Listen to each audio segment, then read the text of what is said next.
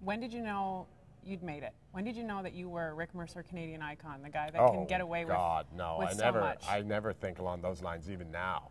But we start This Hour's 22 Minutes, and I remember we sat in this room, we watched the pilot for This Hour's 22 Minutes, and there were only going to be 6 episodes. There, in fact, was no mechanism for it to be continued past 6. It was a program just for 6. It was supposed to have beginning, middle, and end, and we created 22 minutes. And I remember watching that show and thinking, like, if this doesn't run forever, I don't know anything. Like, this show will run forever. I think it's due, you know, just like this is the first time that I've really talked about it in public. I think it's due for a concept album or something, you know.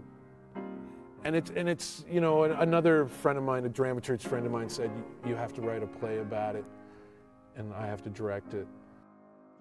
Your love will carry me. Your love will carry me. When I'm tired and I can't stand, and I don't know that I can, your love will carry me. But what jumps out at me is that you did all of this crazy stuff and you end up breaking your neck just farting around in a foam pit. Isn't that how it goes? Yeah, one of the safer things you'd think, but I mean, freak accidents happen. Maybe the quality of the pit wasn't top. The flip is, they say it's the easiest and the hardest mentally to do. I mean, literally you just have to pull, but to get it in your head, to keep on it, to not look sideways, to keep looking back is the hardest thing, to commit to it. Had you done it before? I'd tried a lot before, but I'd never actually gotten all the way around. Yay! Go, go, go, go! Go! So you're a multiple amputee. Obviously, it's been a big transition for you. It's fairly recent for you. How has sailing helped you cope with the transition? Well, the nice thing about sailing is nobody's disabled on the water, so we just have a lot of fun out there, and it gives me an avenue of activity, sports activity, to get out in the water. And so. Were you active before? I was pretty active, competitive, runner, golfer, hockey, stuff like that. So. Can we talk about what happened? We can. I had flesh eating in May 2010. The fancy word is necrotizing fasciitis, but lost a few limbs, but got to spare my life, and so very happy about that. And as long as my mind wasn't affected, that's all that mattered to me. So we're charging in a different part of life now, another 50 years hopefully of a different way. And well, thank you so much. Do you have any advice for me when I go to? I'm not the most coordinated person. Things don't always work out when I try new things. Well, maybe stay in the kitchen and cook and clean. No, don't get that one. Do you know or have contact with any of them today? They're all dead, all but me.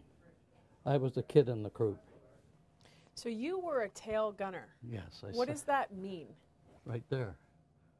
Right there. That's where I sat. That was you? Yeah. I was to look for aircraft coming from behind to shoot us down. That's where they come. They come from behind to shoot you. They don't come ahead of you to shoot you.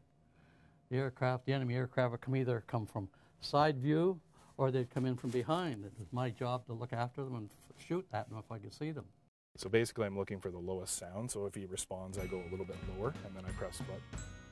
And he hears that, so I give him that. And basically what I'm looking for is 2 responses at the lowest level he could possibly hear. This is one of your many sculptures. Do you have a number of how many sculptures you've done? Oh, hundreds. Now you may know Don's work publicly because of the beautiful cross out front of Holy Cross. But for me, any little stress or any little social tension could trigger an episode. I could get sick, so. And when you say an episode, what do you mean?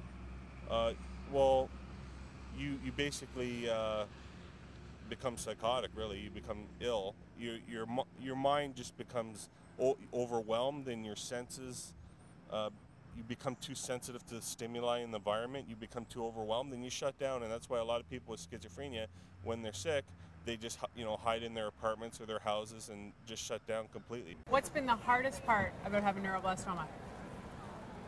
Talking to some people at sick kids, and then few weeks later, I hear the person I'm talking to is gone.